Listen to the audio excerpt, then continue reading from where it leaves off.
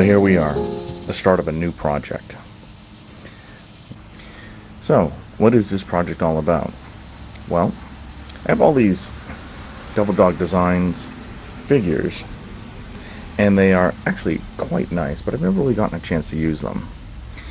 There's a lot of people who are, I don't want to go so far as to say offended, but uneasy about doing contemporary battles. And I can understand that. Certainly, if you're involved in the war, from a training perspective, you might be interested in doing this sort of thing. But if you're just sort of a bystander, like most of us in wargaming, you're probably not so excited about wargaming out something that you could actually end up fighting in yourself, or just wargaming something that you may not, be politically acceptable with. So, what I've decided to do is paint my Devil Dog Design figures up, and also paint up some of these Boiler Suit ape figures. These are the gibbons that we're looking at here, and I've already primed them black, and it looks like it'll be a really fun game. So what I'm gonna do is basically, one of the last Planet of the Apes movies was the uprising of the apes against the humans. So I'm gonna do that. We have our Black Hawk. We have in many pieces right now the Little Bird. I've got a M113 and a whole bunch of Humvees with various weapons kits. And over there we can see a Jeep Liberty. I have tons of civilian vehicles, which will be necessary, because this scenario is called The Day at the Zoo. And what's going to happen is the uprising is going to start there, and there's going to be a parking lot full of civilian vehicles, which should be quite interesting. Let's take a look at one of the things I've already finished, since the Black Hawk already came painted. I'm sure many of you have seen these things in toy shops or at hobby shows. It's a 1/48 scale Black Hawk, perfect for 25 to 28 millimeter. It has, in this configuration, it has 2 door gunners, and those side doors open up. Having been in a Black Hawk, I can tell you it is very authentically detailed, right down to the seats inside. The things that are missing would be a lot of the webbing that you see on the insides. And of course there's no seat belts or anything like that. And in a real Black Hawk, there's seat belts for everyone. 4-point connection. And the webbing is pretty useful just to kind of grab onto to keep yourself upright when some fairly significant turns are being made. Anyway, let's take a look at what I did for making a stand for it.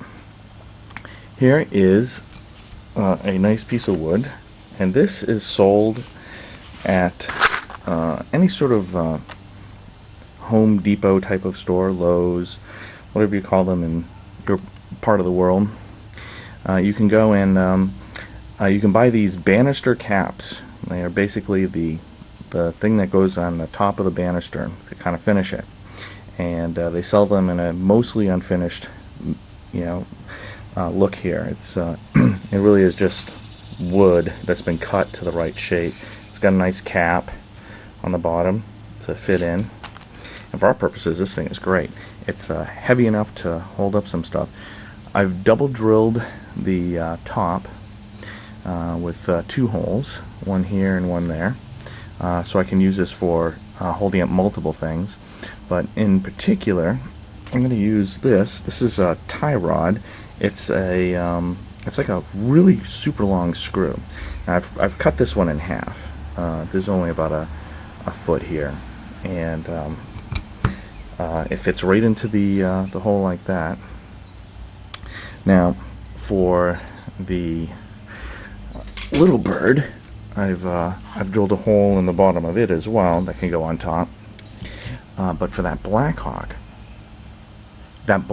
already has a hole for a screw in the bottom that's almost dead center, perfect for mounting it.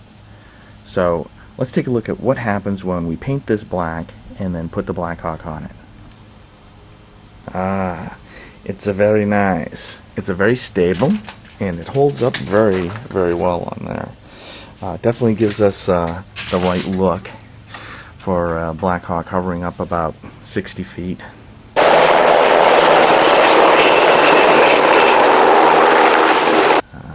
I've put a cobblestone figure in there, and it looks pretty good. It seems to do what I want it to do.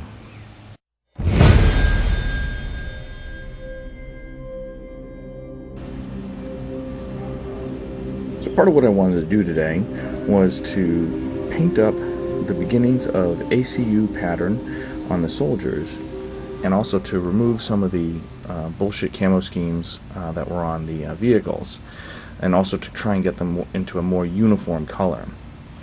Now you may notice something. Some of the vehicles appear bigger than others.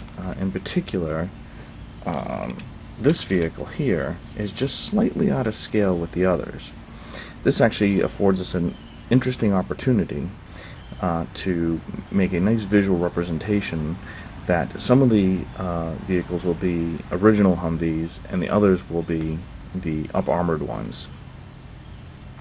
As far as the ACU pattern goes, what I've done is I've painted the base of the figure as a gunship green.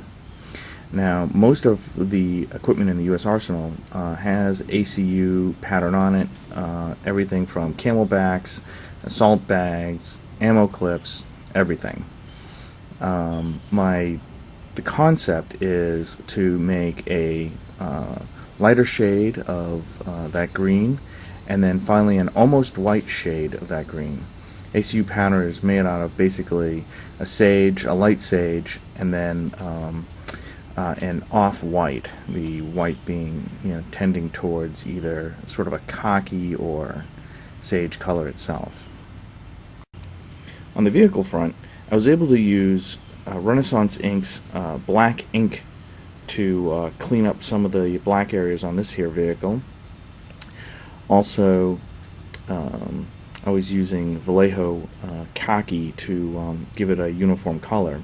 The next thing I'll do is I'll mix the Renaissance ink brown with some water and make a nice wash with it, and then that will go over the vehicle, and that should give it plenty of detail, and then she'll be ready to fight.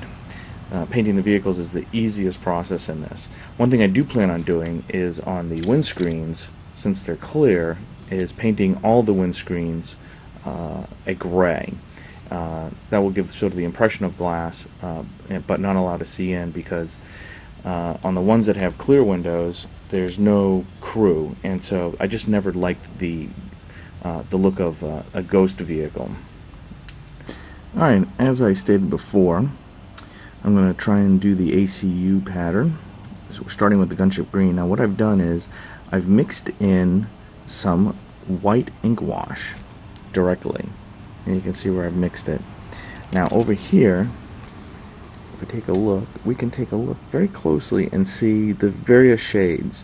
The first is pure gunship green, next comes after 1 drop, next comes after 3 drops. That seems to be about the right shade that I'm looking for. My next task will be to try and do a type of dry brushing, but instead of dragging the brush across, I'm going to be dabbing it straight into the figure. Let's see how it works. Well, my first impression is that it worked. I'm kind of happy with the look. It definitely doesn't look dry brushed. It may be hard to pick up in this video, but I kind of like it so far. I used 10 drops of the white to get the final shade, and it looks pretty good actually.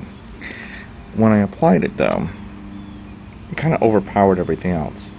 So what I'm going to do is I'm going to go back to the medium shade and reapply that, and then very, very lightly apply the darker shade wherever it looks like the lightest shade is still overpowering. Well, after various touch-ups, I would say it's not too bad. The real test is, when held at arm's length, does it look right? And to me, it does. Alright, let's wrap up what we did today. we mounted our helicopter. We got rid of the horrible camo pattern on the vehicles.